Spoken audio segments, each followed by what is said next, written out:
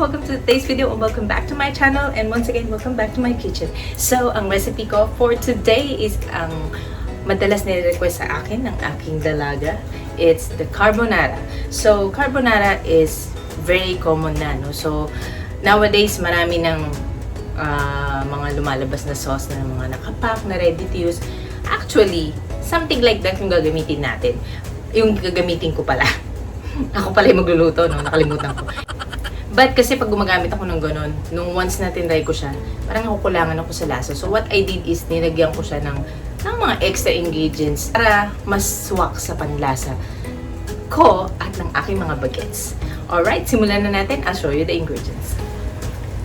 Okay guys, for our ingredients, of course, gagamit tayo ng spaghetti. So ito yung aking spaghetti. And then, I have here dried parsley. So, mas prepared kong gamitin yung dried kaysa sa fresh. Yung fresh, mas ginagamit ko siya sa garnishing. So, I have a Parmesan cheese. I have a heavy whipping cream. So, this is half cup only. I have a butter. Gagamit din tayo ng salt and pepper to taste. And of course, the bacon. So, sa bacon, hindi ko na siya sinusukat kung gaano karami. No? Depende yun kung gaano karaming kakain. Doon ako bumabase. So, I want a generous amount when I'm cooking the carbonara. And then, of course, ito yung pre-made sauce na sinasabi ko. It's common na bottle. Ito yung ragu. Sa atin, marami namang brand na mabibili kayo for carbonara sauce, alfredo sauce. Pwede rin namang gamitin. Ano naman yan, halos pare-pareho lang.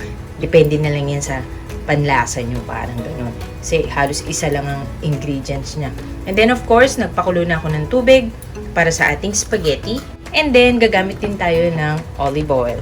Simulan na natin. So, ayan guys, ito na yung ating pan. Medyo pindirihit ko na siya. Simulan na natin lutuin yung ating sauce habang niluluto natin yung ating noodles. So, here is our bacon. Lagay lang natin sa pan. Lulutuin natin siya. So, lulutuin lang natin tong bacon ng hindi masyadong toasted. Yung tamang-tama lang yung pagkakaluto bago natin simulan yung pinaka-carbonara sauce. So, as you can see, wala kang ilalagay, no? Walang oil, walang anything dahil ang bacon, mamantika na siya. So, chinop lang natin yung ating bacon ng just into bite size. Hindi naman kailangan masyadong malalaki. Yung iba nga, masyado pang nililiitan, diba? But, this is just enough para naman makita natin yung bacon. Hindi natin siya gigiling. So, ayan guys. Sa akin, sa ganitong point, okay na siya. So, ang gagawin natin yan, ilalagay ko muna to sa isang bowl or plate. Kung saan nyo gusto ilagay. Basta tatanggalin muna natin siya.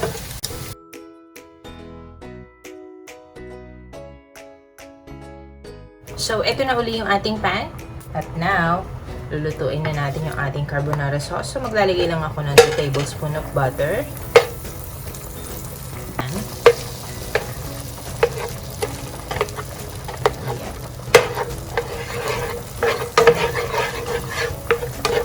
Then, pag natunaw na siya, ilalagay na natin yung ating carbonara sauce. Yan, lahat. So, yan.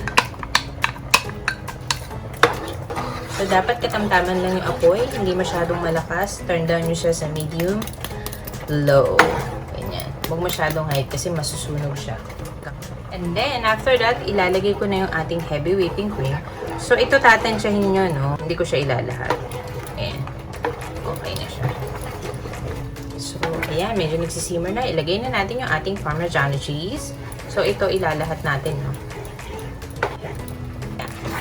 Ayan. Then, we're gonna put our bacon back into the pan. Ayan. So, kita nyo, konti na lang siya, diba? Pumonti yung bacon. Ayan. Ang ganda ng pagkakaluto ng bacon. Then, we're gonna put our parsley. Ayan. Our pepper. Ayan. Hindi nyo may ilalahat siya. Hindi ko naman yung sinukat. Basta nilagay ko lang. So, ayan. Kung gusto nyo konti lang yung paminta, okay lang. Kasi gusto ko maraming paminta. Nag-add kasi ng sarap yan. Ganyan. So, bago nyo siya i-season ng salt, make sure titikman nyo muna according to your taste. Kasi, with the bacon and the butter, I use the salted butter. Baka minsan tama na yung alat. So, depende sa inyo yan. So, ayan. So, tikman natin ng konti. So, in my case, lalagyan ko siya ng pinch of salt. I'm using Himalayan salt. Any salt naman will do. Then, mix it. We just simmered it for about 2 minutes. And it's ready. Diba napakadali lang? Ilalagay na natin ang ating spaghetti. Ayan. So, ito naman, kung may leftover kayo, pwede nyo naman siya ilagay sa ref. And pwede siyang kainin the next day. Wala namang problema doon. And then, mix it all together. Wow. See, beautiful. Ayan. So, imimix nyo lang lahat yung sauce dun sa ating pasta. So, habang lalamig yan, lalapot siya.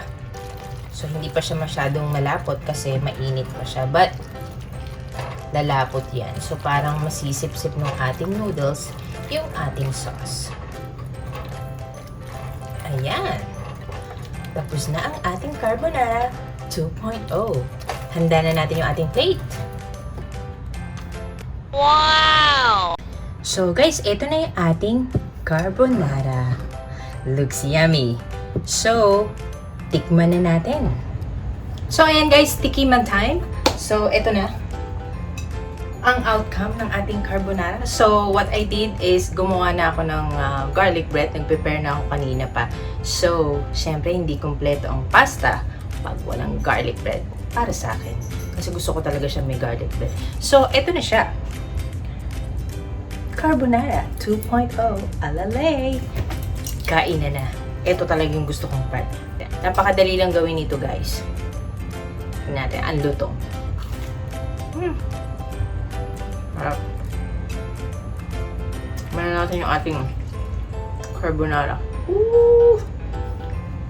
Mag-ingat sa mainit. Favorite ko white sauce kaysa sa red sauce.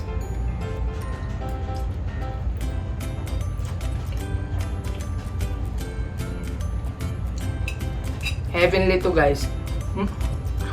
Ang sarap. Tsaka, tamang-tama yung kanyang creaminess. Yun ang importante doon. Hindi salty, tamang-tama lang, and so creamy and tasty. Ah! Saan ka pa? Para kayong kumain sa restaurant. I guarantee you. Medyo may ka-artihan. Pero at least di ka na mahihirapan kasi ang ginamit naman nating carbonara sauce is yung ready na. So, sa Pilipinas, mamili na lang kayo kung alin doon bibili nyo. Pero mga tipid pack, mga sulit pack, mga ganon. Mga ganon sa atin, alam mo naman. Ang sarap, guys. Saka ito, walang pinipila. Pwede tanghalian, pwedeng dinner, pwedeng almusal, pang almusal kung gusto nyo. Pag may natira, may leftover, pwede namang almusal to. So, I hope you will try this recipe, my version of my carbonara. And if you like it, please don't hesitate to comment below para malaman ko naman yung feedback nyo. Ganon. Kung masarap ba talaga. So, I hope you enjoyed watching this video. And if you did, don't forget to give me a thumbs up and please subscribe on my channel.